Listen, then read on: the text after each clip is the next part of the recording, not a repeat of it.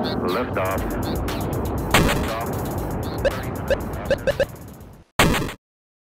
Hey there, weekend confirmers. It is the end of E3 week.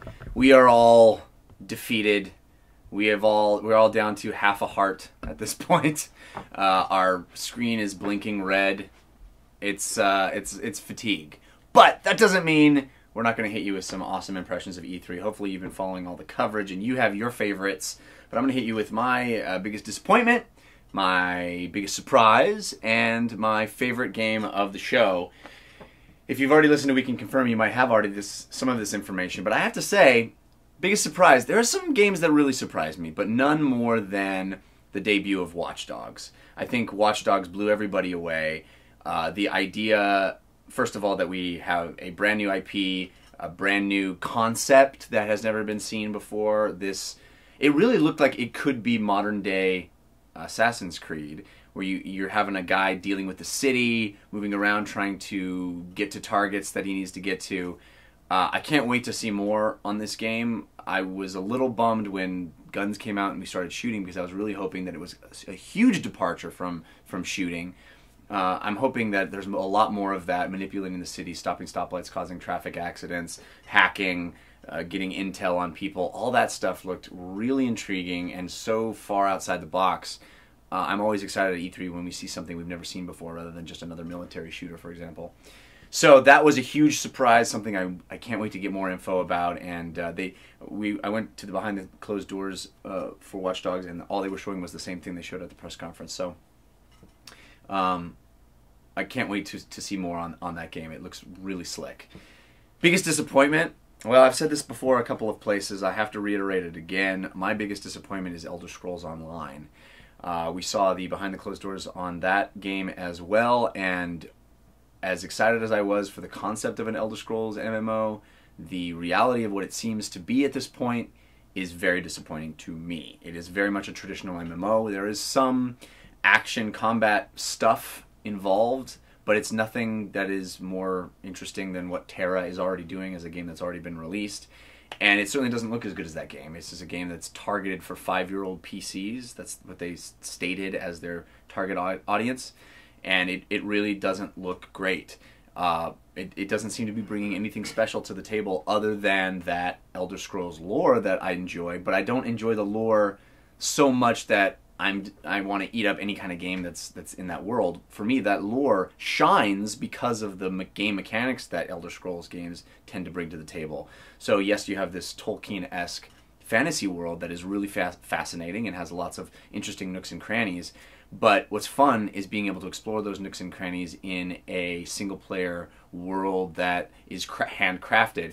And while they're emphasizing exploration and they're showing a lot of Tamriel, doing it in a kill 5 of these, skin 6 of those, level up your guy, kind of average MMO combat, watching my cooldowns, I'm just not excited. Especially when the exploration part of it doesn't really look all that interesting. The world just kind of looked muddy and bland. And that was a major disappointment for me. I hope that the game turns around before it releases and I get reinvigorated on it. But I don't don't have a lot of high hopes. I'm getting choked up just thinking about it. Best game of the show. This might be a controversial choice because there were some spectacular things.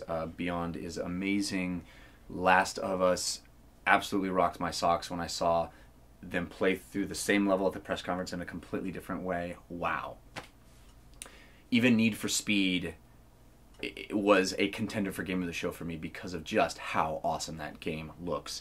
And the fact that it's Burnout Paradise, open world, making a playlist for you, hanging out with your friends, doing crazy tricks, autolog fully integrated. It is just magnificent. But my game of the show, folks, of E3, SimCity. I was floored by the look and feel of SimCity. I'm already a SimCity fan, and it's been a long time since we've had a SimCity, so already it's not a game we're getting yearly iterations on, so it feels special. But what they're doing with it is even more special. There is such a wonderful graphical representation of everything that you need to know on screen. They've got this beautiful tilt-shift aesthetic that makes it feel like you're playing with a little toy town. There's little toy people that leave their homes and decide to go to work that day, or they decide to go to the park that day, or they all have little living, breathing lives. You can create the city how you want to create it. No longer are you forced to stick with a grid. You can paint your city, basically. They're using the Spore technology to be able to have that modular add-ons to things, so you can really create buildings that how you want them to look and function. It is so awesome in so many ways. I mean, I was giggling with excitement watching the presentation.